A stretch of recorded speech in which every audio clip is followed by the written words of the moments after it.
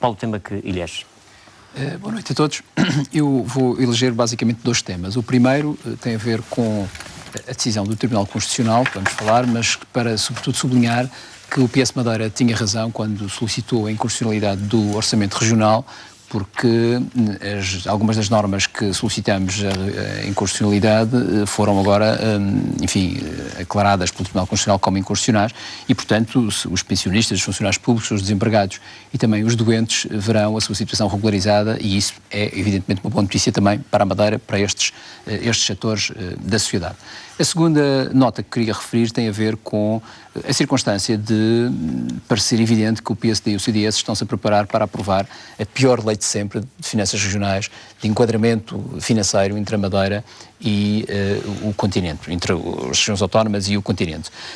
Ora, depois de um plano de ajustamento absolutamente punitivo aos madeirenses, o que é bastante, enfim, criticável, o PSD e o CDS estão-se a preparar para fazer uma coisa que, do nosso ponto de vista, é demasiado cruel e revela que o PSD e o CDS não têm uma proposta consistente para as autonomias portuguesas, para as autonomias da região autónoma de Madeira e da região autónoma dos Açores.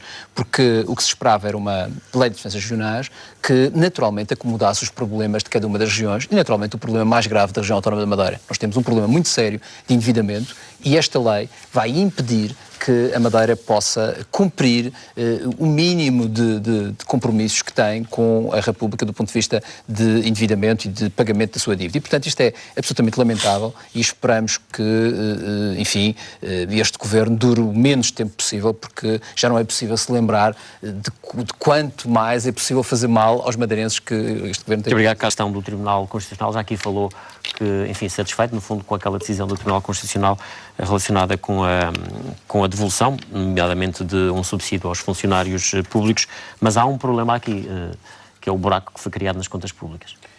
Pois, eu queria começar exatamente por isso, e por essa falácia, porque o buraco das contas públicas não foi criado pelo Tribunal Constitucional. O buraco das contas públicas foi criado por um governo que desenhou um orçamento inconstitucional. Pois, mas independentemente de quem o criou, mas eu vou já ao assunto. Inconstitucional e foi prevenido por muita gente, e não foram apenas os partidos da oposição, várias entidades de soberania nacional alertaram para essa circunstância. Naturalmente que há aqui o problema do Sr. Presidente da República não ter feito o que devia ter feito, que era a fiscalização preventiva do orçamento e evitar que esta situação acontecesse agora, mas a verdade é que a razão e a origem da circunstância que nós temos hoje de ter 1.300 milhões de euros que, segundo a Troika, tem que ser tapado, digamos assim, é da exclusiva responsabilidade do Governo e não de mais ninguém neste país. E, portanto, isso é bom que se diga, a primeira questão. Segunda questão, eu não vi nenhum histerismo do Governo, como vi agora, quando, no final do ano, o Governo falhou redondamente a meta do déficit. E, nessa altura, não criou um buraco de 1.300 milhões de euros, mas criou um buraco de quase 4.000 milhões de euros. E isto é que é a questão de fundo. A questão de fundo é que esta circunstância acontece agora porque o Governo falhou todas as propostas e todos os objetivos que se propôs fazer depois do memorando da Troika.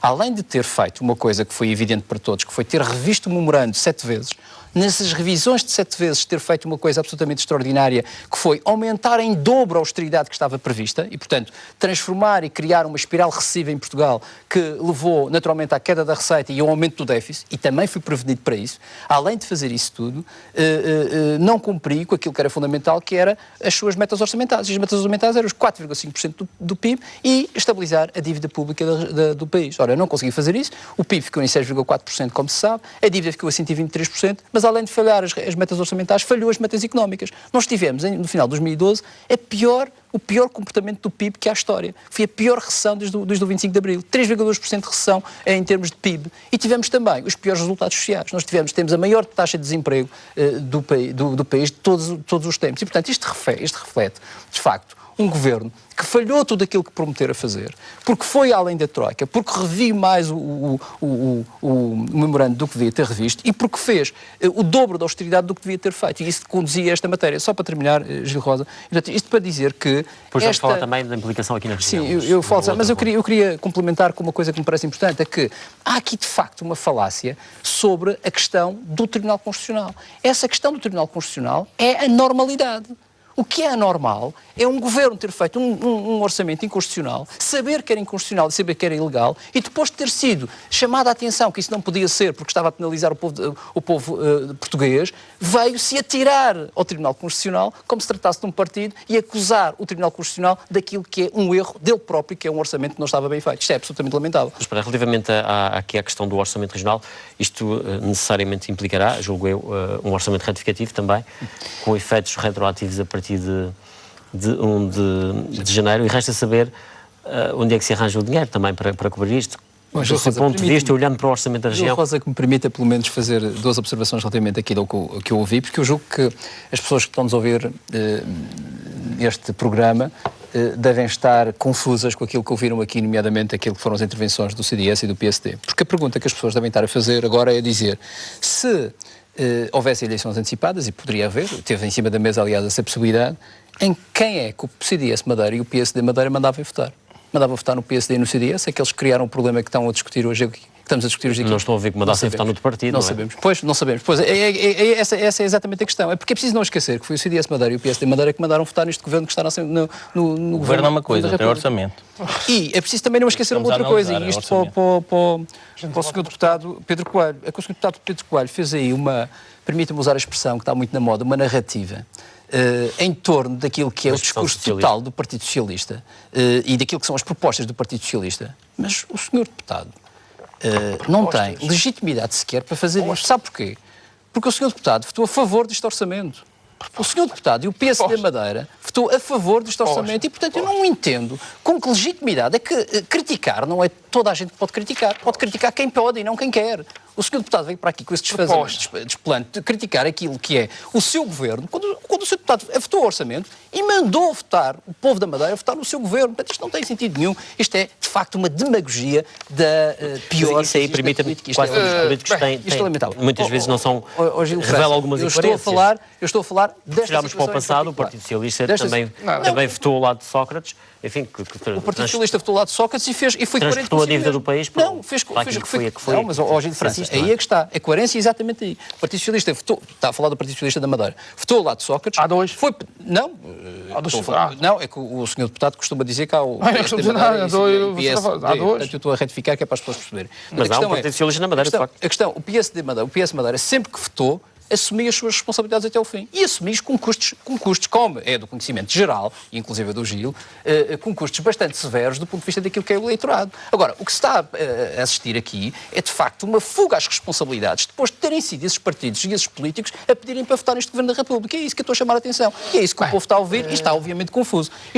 Vamos à questão do orçamento. Uma nota de rodapé. A segunda questão tem a ver com o seguinte.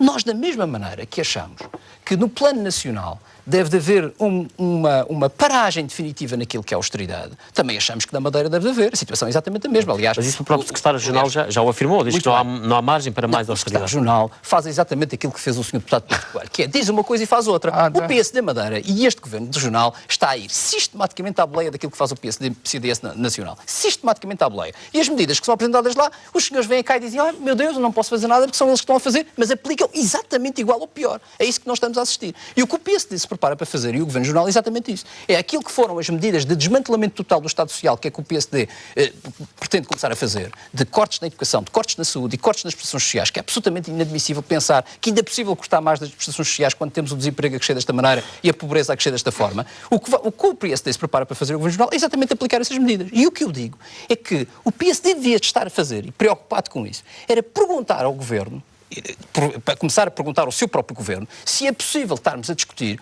um déficit de 0,8%, que é isso que estamos a fazer uma aposta em 2013, que é chegar a um déficit de 0,8%, quando a República está a discutir déficit de 6,5%. Ou seja, faça a pergunta que me fez, a resposta é muito simples. É que se este Governo tivesse consciência que não pode ter um objetivo de chegar a um déficit de 0,8%, mas, por exemplo, ficar nos 3%, como está hoje, ou até ficar nos 6%, por isso simplesmente não tinha que cortar mais nada. Não tinha que cortar absolutamente mais nada. Mas ainda há uma outra dado que eu queria dar para as pessoas perceberem qual é o drama desta má gestão do PSD Madeira.